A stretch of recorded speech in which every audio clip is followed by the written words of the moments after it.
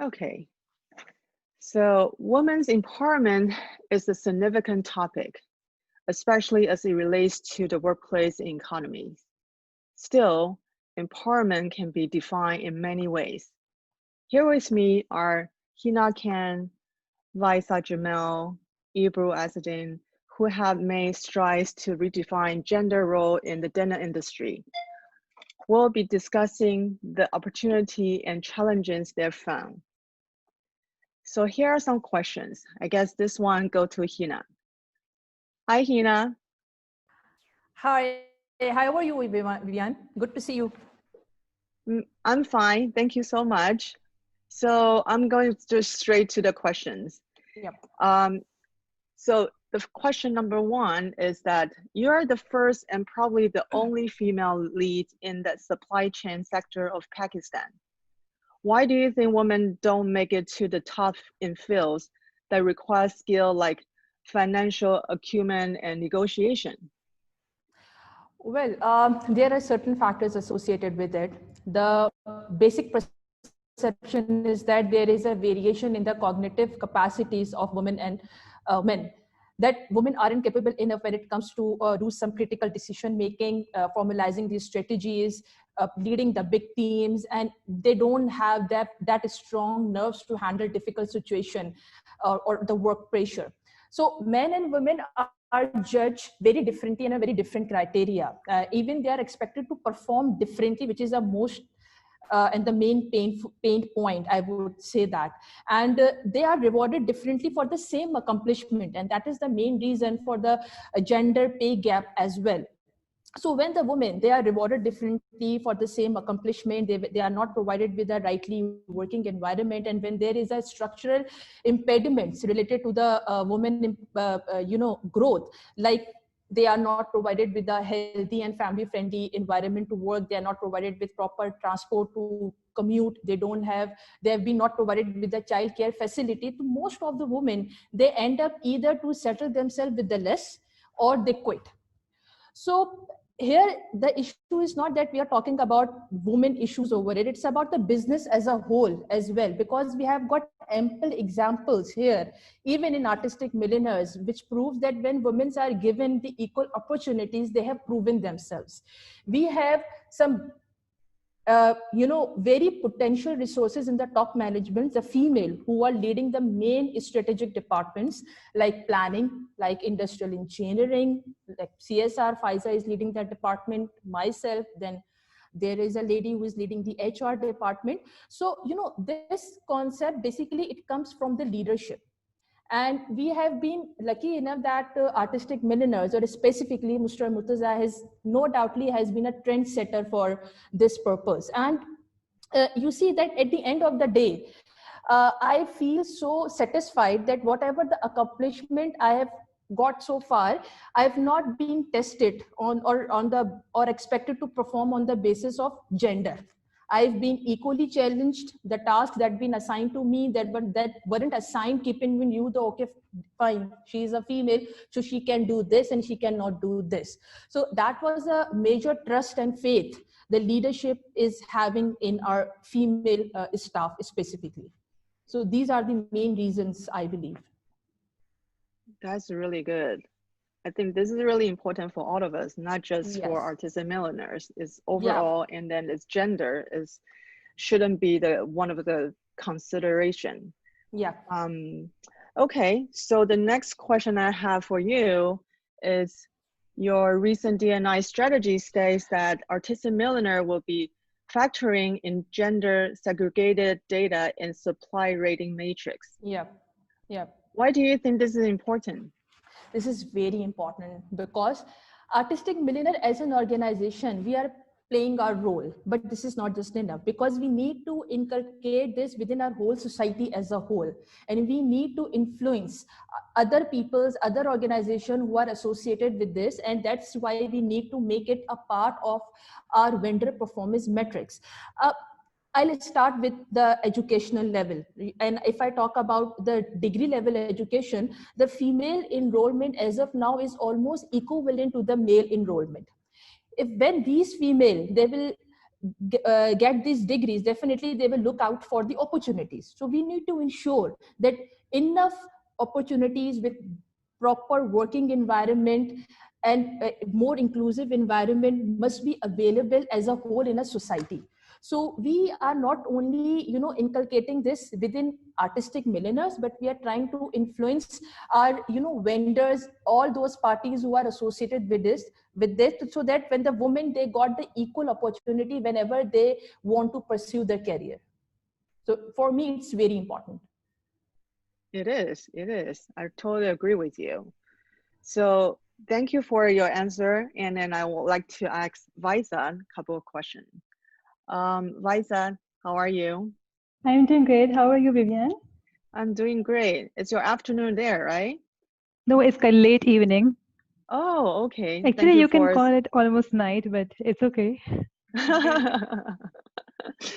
So, Liza, um, Artisan Miller has a pioneer women development plan for its factory workers.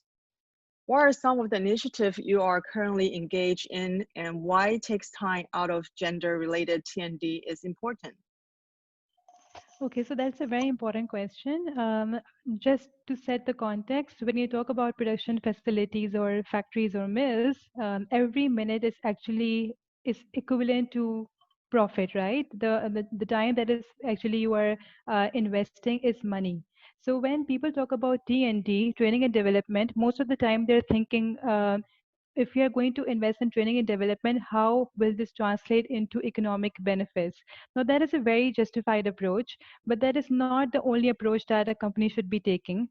And why Artistic Millionaires has been, very much invested in gender-related T&D is not only because it translates to economic benefits, but also because if you do not give women level playing field with the men to perform, they're always going to stay behind, because the society that different genders are coming from, they place men at a certain pedestal. So if you want to equalize that opportunity for both the genders, then you need to give women some more training and development to come up.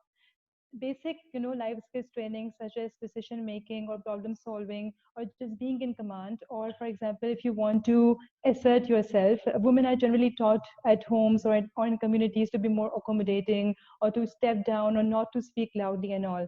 So you want to kind of re-educate them that there is a positive side to all these angles, and they need to stand up and they need to be more assertive. So that is why if you want all your workforce to be equally invested in the growth of the company, then you need to invest in gender related trainings. As far as Artistic Minerals is concerned, we are always pride ourselves in the fact that the company was actually built by women.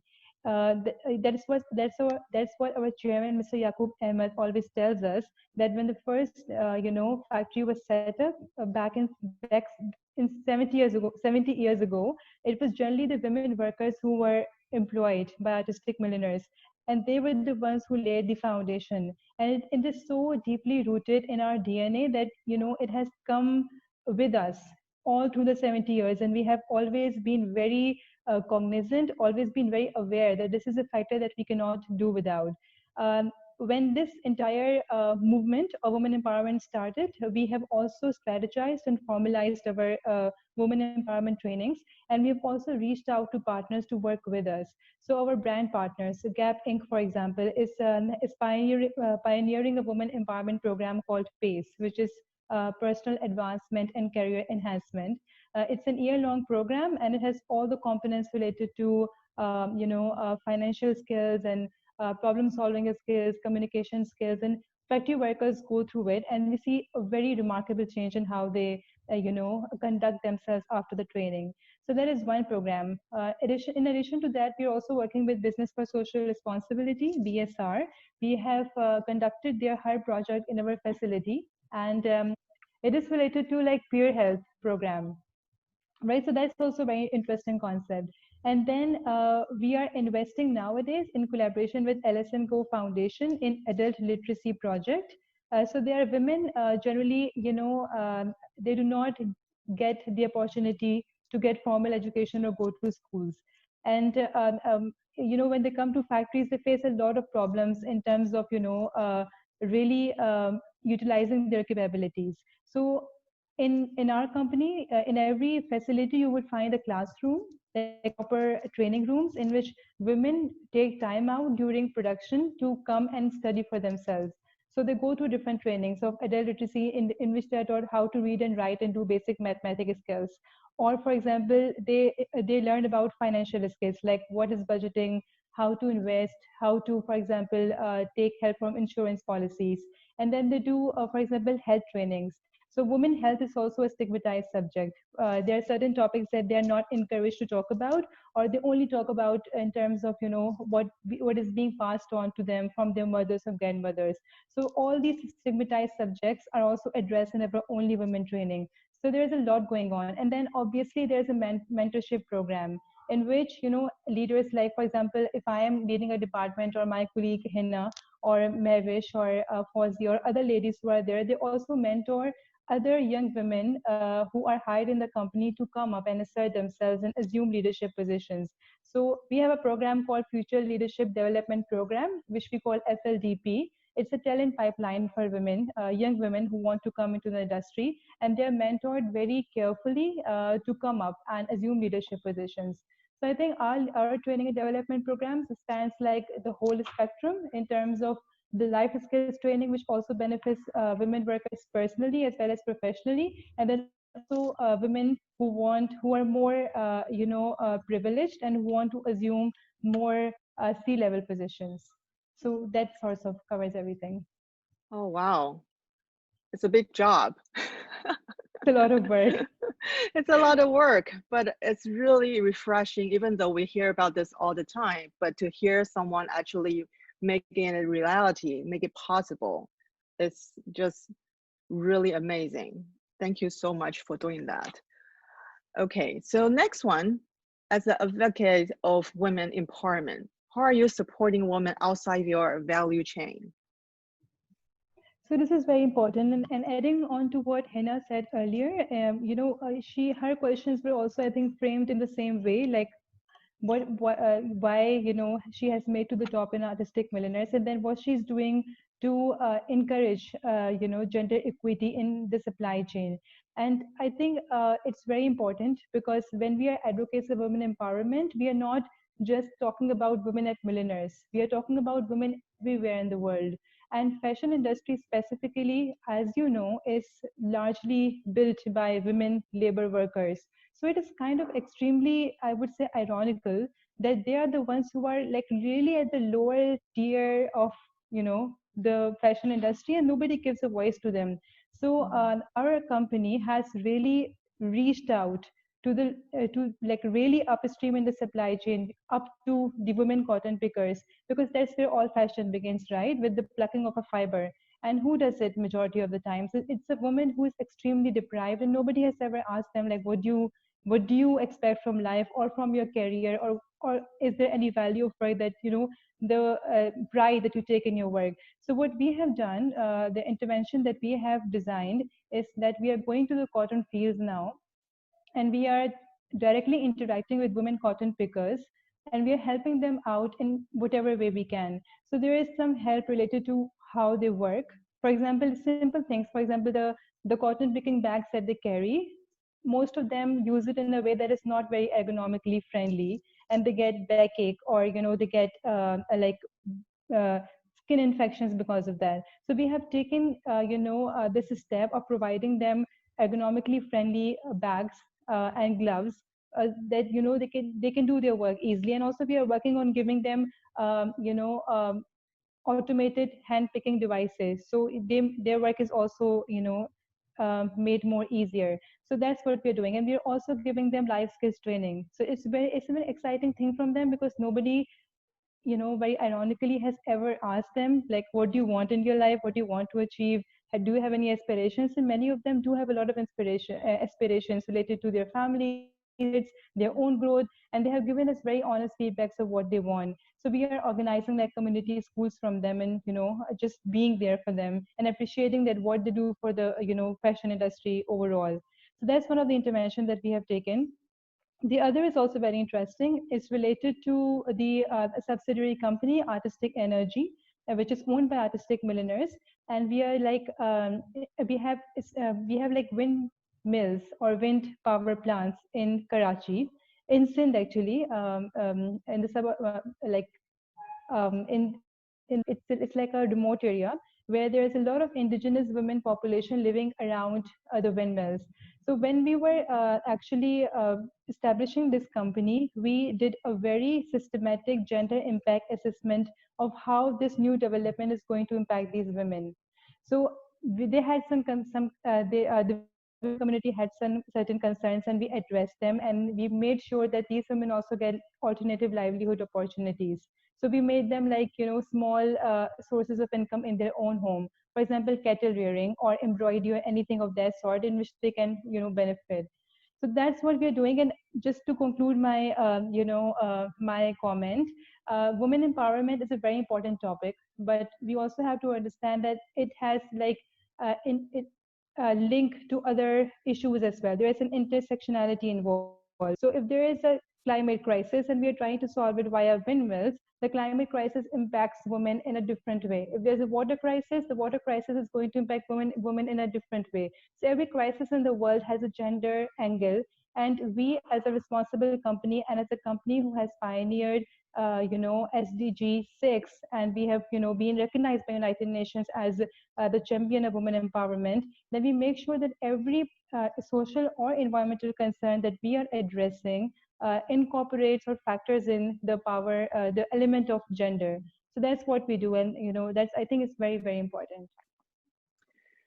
So we hear a lot of things, and then we only have a little bit of time. I know. But I really want to go to Ebru to give us a little bit conclusion of everything.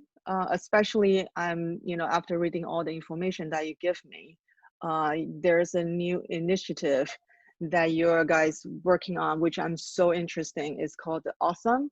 Yeah. Ebru, can you tell us what does the A.WE.SOME mean and what does it do? What's the goal?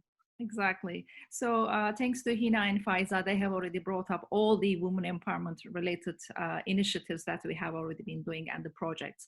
So as Faiza has already mentioned, last year our leadership has been awarded by UN as a pioneer in SDG, especially for gender equality. That project was called Women at Artistic Milliners, and that has so many, let's say, tier of projects, a lot of, organizational work. And then later on, when we were talking with, especially with Faiza, we were saying why we're not expanding this to multi-tier, because, okay, that's the farm and factory level, that he has already brought up a Millionaire Cotton Initiative or a lot of women empowerment initiative projects. And then we come up with A.WE.SOME, because first of all, A.WE.SOME is a very awesome, positive word. And it is an abbreviation of Artistic Milliners Women Empowerment Solidarity and Mentoring Program. And its logo is gladius flower, or in other words, they call it sword lily. And the overall meaning of sword lily is, regardless of its color, it is strength and integrity. We really love the logo. We really love this meaning, because we want to cover all the, let's say, all the women groups, all the age groups in our supply chain. And for us, our gender diversity efforts are critical to realize all goals of business in different diversification, in innovation, sustainability, growth, not only in Pakistan, but also out of Pakistan. Because the thing is, although we have very valuable ladies like Faiza and Hina, and also in Karachi, our head of technical innovations in garment manufacturing is another lady from Romania. And our development and design head lives in San Francisco. So it's an international, multinational team. We're so proud that we are all, trying to help each other at the senior goals. So here with the A.WE.SOME, our goal is to get deeply connected with the other women in the denim industry, support each other, encourage each other, honor our achievements. And then the other thing is, the most important thing is for me, as mothers, sisters, grandmothers of young girls, we want to be a role model. We try to create a system, an algorithm that we want to be a role model, because this year is the year of gender equality, and UN Women brought this up. And under gender equality, there have been so many things. There have been so many KPIs that we believe we can follow, prioritize, and embed in our strategies. And the other thing is, I just want to add, we want to put it in different levels: farm to fashion level, NGO level, academics level, educational level, and last but not least, media and media level. And thank you so much, Vivian, because you're currently helping us to realize our dream as an organization of KINGPINS 24. Thank you. Thank you all for joining me and discuss about more empowerment, because it's really important for all of us. And especially, you know, like what you said, really, really inspired me. We're running short on time, so I have to wrap it up really fast. And I wish we can have another time to discuss all of this more in depth. But right now, thank you so much for coming here and joining us on KINGPINS 24. Thank you. And I want to see you guys really, really soon. Thank you so much for having us. Thank you. Thank you. Good evening. Bye. Bye.